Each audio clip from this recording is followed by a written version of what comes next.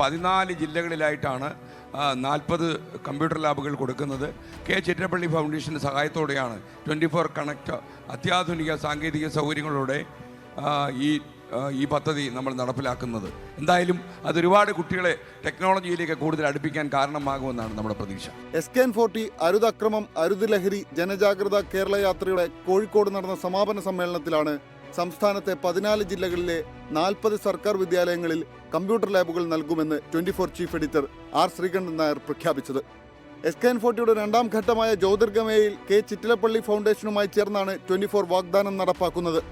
ഇന്ന് രാവിലെ 11:30 മണിക്ക് തൃക്കാക്കര വൊക്കേഷണൽ ഹയർ സെക്കൻഡറി സ്കൂളിൽ വെച്ച് പദ്ധതിയുടെ സംസ്ഥാനതല ഉദ്ഘാടനം നടക്കും.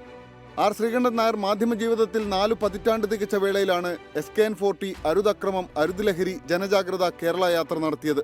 മാർച്ച് 16-ന് തിരുവനന്തപുരത്ത് നിന്നും ആരംഭിച്ച യാത്ര 14 ജില്ലകളും പിന്നിട്ട് ഏപ്രിൽ 20-ന് കോഴിക്കോട് ബീച്ചിൽ ജനലക്ഷങ്ങളുടെ സാന്നിധ്യത്തിൽ സമാപിച്ചു. യാത്രയ്ക്ക് കേരളത്തിലുടനീളം വലിയ ജനപിന്തുണയാണ് ലഭിച്ചത്. SKN40യുടെ രണ്ടാം ഘട്ടമായ ജ്യോതിർഗമയിൽ മയക്കുമരുന്ന് മഹാവിപത്ത് എന്ന പേരിൽ സംസ്ഥാനത്തെ 1000 വിദ്യാലയങ്ങളിൽ 1 വർഷം നീളുന്ന ബോധവൽക്കരണ പരിപാടികൾ നടന്നുവരികയാണ്.